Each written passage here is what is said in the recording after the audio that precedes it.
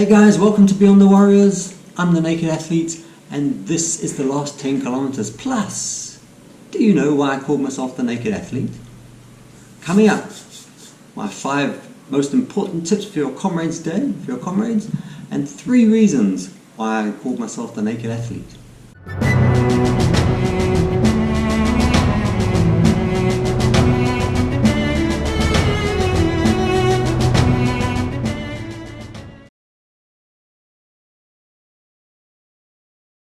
Firstly, thank you Rafi for your generous donation. Those of you that have watched, there's just 2 weeks to register yourself as a generous donator to HACT. As I said, I was at the HACT evening last week. They presented us with this very stylish t-shirt. I really like it. And this amazing little handmade gift from their artists. It's been a great experience running for HACT, and I'm quite sure I'll be back again next year. Those of you that haven't donated, I will forgive you if you resolve to run for this charity next year. Then it's not been a waste of time for me. So, 10 kilometers to go. Any thoughts you may have had of giving up back at Umlas Road or coming up Little Polly's, those thoughts fade away. You know you can do 10Ks. There might be pain, there might be getting a bit behind your time, but you know you can do 10Ks, and you will. It's you against the next cutoff. In my first Comrades, I ran with an injury in my knee, which stopped me running for 6 months after Comrades. And the last 10Ks were excruciating, but there was never a thought of giving up in the last 10Ks. I was going to finish. Talking of cutoffs, there's a cutoff at the top of Polly's Shorts. If you just make it through that cutoff, if you just scrape through that cutoff, you only have 50 minutes to reach the end.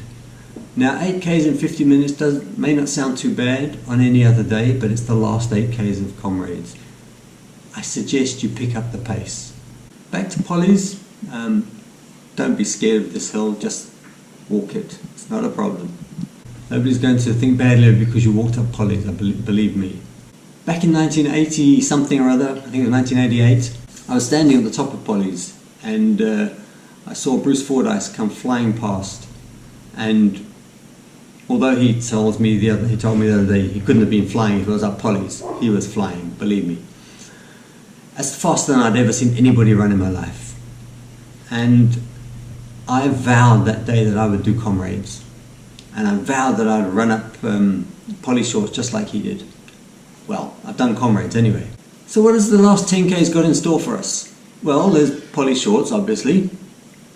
And if that wasn't enough, at the top of Polly Shorts, you turn right and you go Gladys Munsey Road. It's no Polly Shorts. It's a couple of 100 meters and it's a hill, but after coming up Polly Shorts, it's another walk, I'm afraid.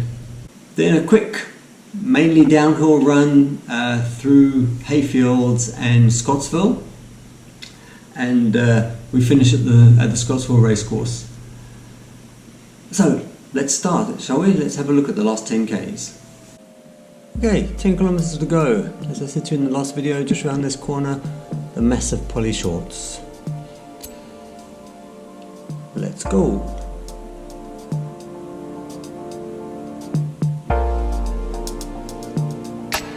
As you go around this corner, you're going to see a little bridge. There it is. That bridge is, as I said in the last video, that goes over water, low point. It's only up from here, and so Polly Shorts starts. Now it's going to be over with quite quickly in this car. Probably about the best way you can do Polly Shorts. I've run it once, I've run it all the way, but it wasn't after Comrades, it was some other time. Just ran up it for the fun of it. Just to let myself know I could do it. It's very steep. I think it's the steepest of all the big 5. It's not the biggest, but it is the steepest.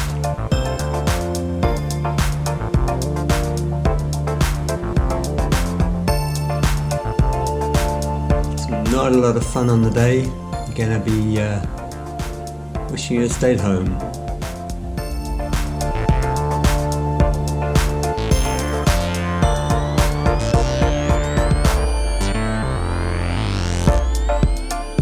can see there's some unlevel surfaces too. Just be aware of that.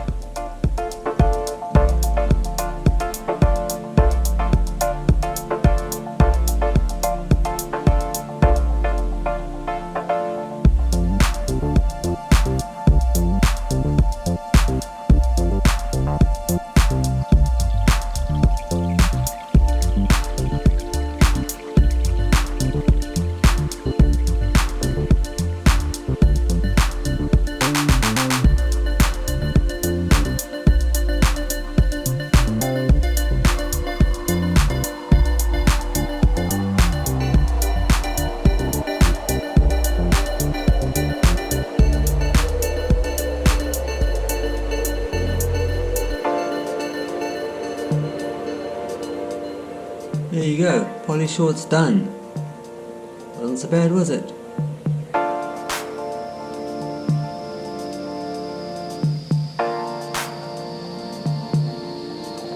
Here we come into a fairly industrial area of Pietermaritzburg. Not my favourite part of the run either. Used to go down, used to be a nice long down now, down to Jesmond Road and that sort of thing, but they've changed the route in the last couple of years.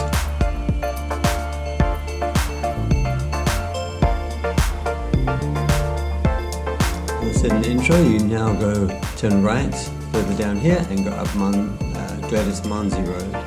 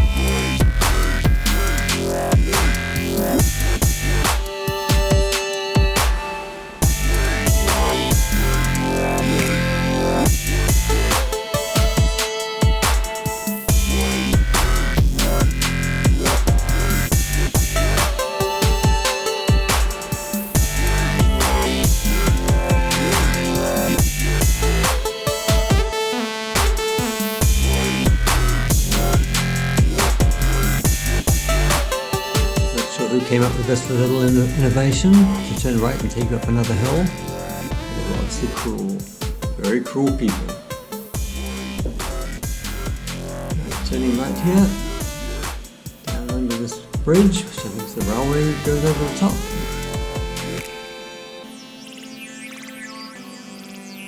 Yep, the railway bridge, and then up this little hill. It's not bad.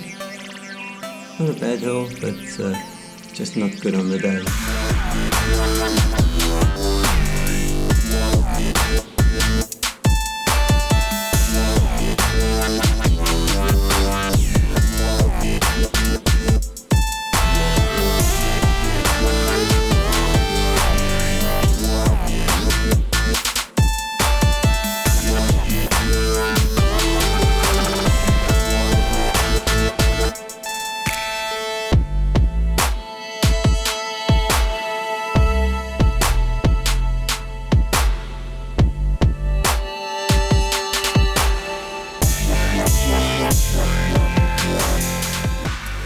Over the freeway again.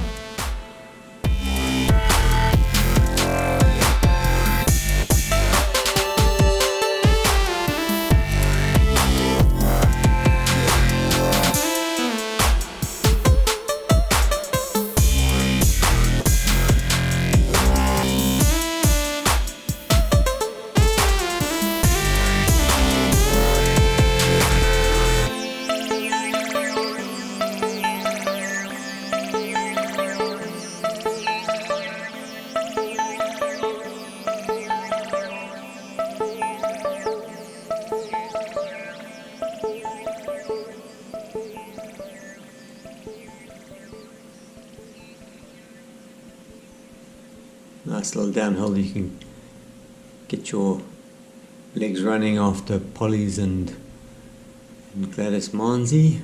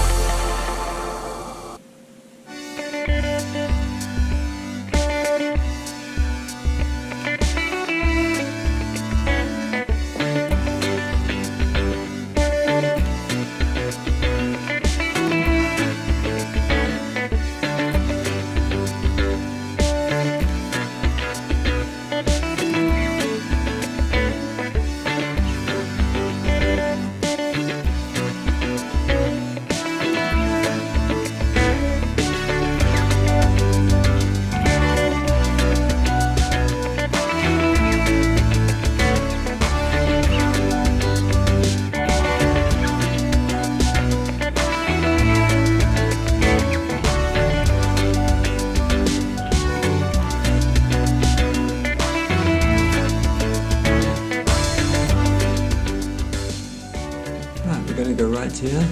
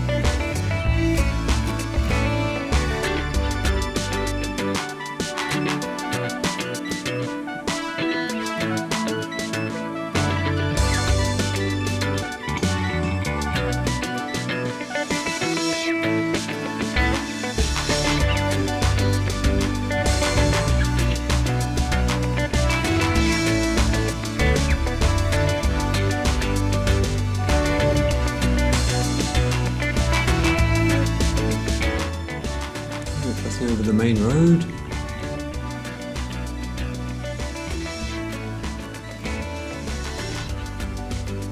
If you go, had you gone left there, you would have gone down to the main entrance to Scottsville Racecourse.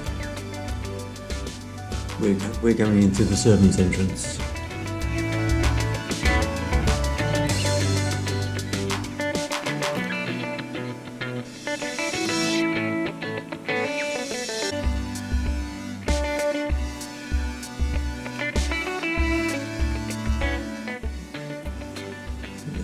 Taylor Road or something. And a very welcome sight right ahead of you will be the gates, the entrance into Scottsville Racecourse.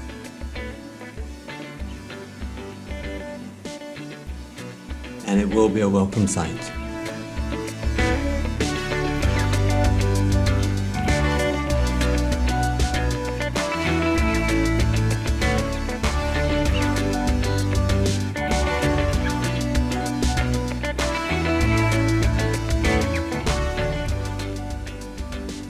I wasn't sure if I was going to get kicked out here because it wasn't a race day or anything. As you can see, there's all sorts of tapes and things up. So we tried to get as close as we could. And then I finished off using some stills.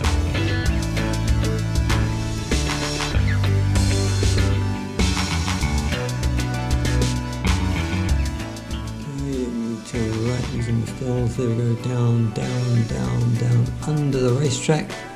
And to show you how that works, we came under the racetrack here, and you continue on round and off to the end. And you've finished Comrades.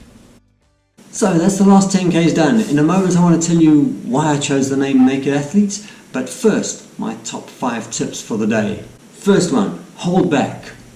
Until you reach the top of Inchanga, you hold back. If you're planning to run at 7 minutes per K, run that section at 7.5, 7:15, 7.5. You'll make up the time later if you hold back. You will thank me at the end if you do. Tip number 2, switch off those GPS reminders that you're running too slow. You don't need it at this stage. By 8 kilometers in, you'll be depressed wondering how you're going to finish in the time you want. And secondly, turn off the auto resume. You don't want to be crawling up poly shorts and it's telling you, should I be resuming or not? Have your breakfast. Number 3, have your breakfast at 2 a.m. as we do on the day. Remember we discussed in the video what to eat on race day? After that, you're going to need something at the beginning. Something that you can take half an hour into the race because oats take 90 minutes to get into your system. So an oat slushy in a bottle. Shake it up, half hour in, you'll still be feeling good. Take it. And then keep eating throughout the day. That is a definite. Keep eating throughout the day. Every time you see a potato, take it. If you see an orange, eat it. It'll help you. It'll get you through that 60k mark, the 70k mark. Keep eating. I'll put a link into that video at the end so you can go back and see what to eat on race day. In a talk I saw Barry Holland said, it never gets more sore than sore. And that is the truth. Although you're in pain and you will feel pain, it never gets worse than that. You know, it never gets worse than more sore than sore. We're very well put. Leave your microdol at home. You don't need them. Okay, they're only going to damage you, damage your kidneys, they damage your liver. Leave them at home. You're going to be sore whether you take them or not. You might take the edge off with the microdol, but it's not worth the risk involved. Your body's under extreme stress, and you don't want to push it further. Look after your body, it'll see you through. Lastly, tip number 5. Make a list today, not tomorrow, today, of everything you need to remember on the day. You won't remember on the day. If it's not written down, you'll probably forget it. The list is your own list, so I can't give you a list, but for example, attach chip to shoe. Don't forget that. No chip, no timing, no run. Attach your chip to your shoe and do that on Saturday. Saturday, make an oat slushy, put it in the fridge, you're going to take it with you in the morning. Sunday, take your oat slushy out the fridge and put it in your bag, you want to take it with you. Friday, make the Naked Athletes gels. Sunday, pack the gels in your waistband or wherever you're going to keep them. That kind of thing. Just make sure you remember everything you need to remember. So, why the Naked Athlete? I've had a couple of people ask me along the way, where did I come up with that silly name? I have 3 reasons that I use the name The Naked Athlete. Firstly, Jamie Oliver used the name The Naked Chef because of his no-frills approach to cooking. I use the same approach to running. No supplements, no additives, no GPS, just me on the road. The second reason, through this vlog, I was going to bare part of my life to you, and which I've pretty much done. Thirdly, and my reason for doing this whole thing was to create awareness for HACT. And a name like Dave Norton just doesn't attract attention. There's more chance of someone seeing a comment by the Naked Athlete and say, huh, who's that? So that was my third reason. So those are my 3 reasons for using the name The Naked Athlete. I hope this has been useful to you, and I hope this has now made you able to visualize yourself running on the route. Thanks for watching. The full route will be uploaded very soon, so keep your eyes open for that. Bye.